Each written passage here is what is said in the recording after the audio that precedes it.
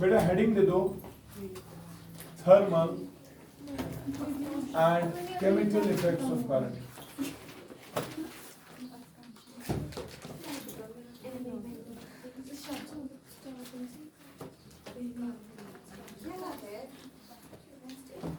Beta, when you talk about the thermal effects of current, you obviously talk about heat. And you already know that जब भी एक conductor में बेटा current चलने की कोशिश करती है, there are collisions which are taking place with the kernels and as well as with the fellow electrons. होते हैं कि नहीं? और इन collisions की वजह से बेटा heat generate होता है। पढ़ा है ना हमने? आपको पता है अच्छे से है कि जब एक कंडक्टर होता है and you are applying some potential difference across its ends, the electrons drift against the electric field, and while doing so, what happens? Shabash. Collisions take place between the fellow electrons and of course with the kernels. And in collisions की वजह से drift velocity बहुत कम हो जाता था, याद है कि? लेकिन collisions की वजह से बेटा generate होती है heat. Generate क्या चाहिए sir? And say for example बेटा इस पूरे सर्किट में करंट चल रही थी I, इस कंडक्टर की रेजिस्टेंस बेटा थी R और करंट चली for time.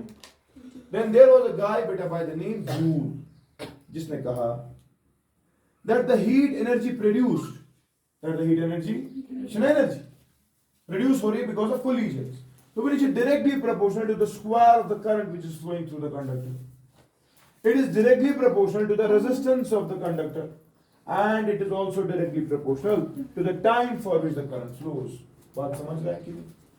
And therefore, beta, when you combine the three, you say that the heat energy जो है, it is directly proportional to I squared R T. Or beta, you can say that Q is equal to some constant times I square R T. लेकिन याद रखोगे बेटा, जो ये K है K, इसका value बेटा 1. क्या छू? Which implies चूंकि ये हीट एनर्जी है तो क्यू को मैं एच से लिख रहा हूं, इट इज इक्वल टू शाबाश I square R T, answer will be in joules क्योंकि एनर्जी। लेकिन if you want to convert it into calories, yes you can, it is I square R T upon बेटा 4.2। Now answer will be in calories. अच्छा ठीक, clear छा कि ना? अब समझने की कोशिश करो बेटा, ये एनर्जी है at the end of the day, और हमने एनर्जी का कंसेप्ट पढ़ा है, उसके यूनिट्स पढ़े थे, किलोवाट आवर पढ़ा था ना? किलोवाट आवर मतलब 1000 वैट्स जब 1 घंटे के लिए चलेंगे। इसी को शायद तूने बोला था 3.6 इंटू 10⁻⁶ जूल्स, और 1 किलोवाट आवर को शायद तूने 3412 ब्रिटिश थर्मल यूनिट्स कहा था, और एक ब्रिटिश थर्मल यूनिट को शायद तूने 1055 जूल्स कहा था। और एक और बात याद रखना बेटा, ये किलोवाट आवर जो है, it is sometimes also called as British trade unit, board of trade unit, BOTU। 1 kilowatt hour is 1 क्या? Board of trade unit.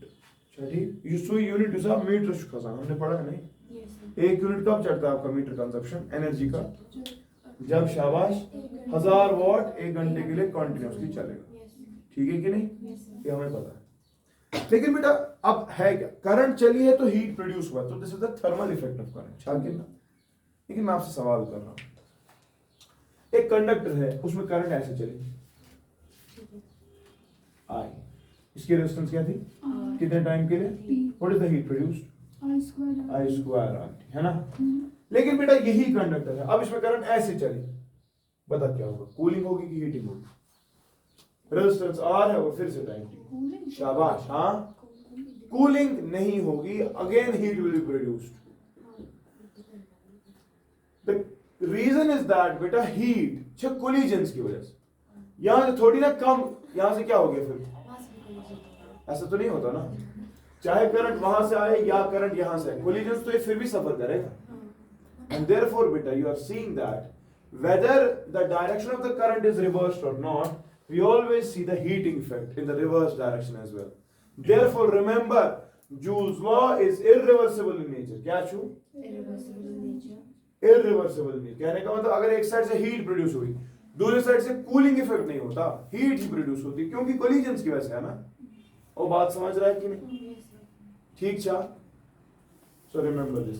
कोई मुझे मैथमेटिकली बता सकता है कि हीट क्यों प्रोड्यूस होती है? ये तो कंसेप्ट के एतबार से हमने बोला हीट प्रोड्यूस होनी चाहिए। क्यों? क्यों? कोलिजन वहां से भी है, कोलिजन यहाँ से भी, और ऐसा नहीं है कि वहां से ज्यादा है यहाँ से कम, ठीक है ना? रेजिस्टेंस सेम रहेगा, टाइम भी सेम है, करंट भी सेम है, and therefore heat will produce. लेकिन can anyone explain to me mathematically why will be heat produced in both the directions?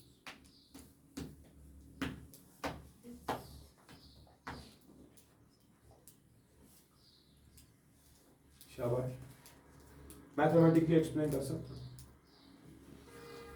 देखो बेटा concept, if you look at this expression बेटा, इसमें current नहीं है, इसमें करंट का स्क्वायर। अगर तूने ये वाली करंट पॉजिटिव ली, फिर उसमें प्लस आई स्क्वायर आर टी, लेकिन मैंने ऊपर coming in the reverse direction, शायद करंट था माइनस आर, लेकिन उसका भी क्या था बेटा? एंड देयरफॉर अगेन बेटा हीट विल बी। बात समझ में आई? इसमें गई थी, नेगेटिव का स्क्वायर क्या होता है? फिर से पॉजिटिव। एंड देयरफॉर बेटा remember the joules law is irreversible.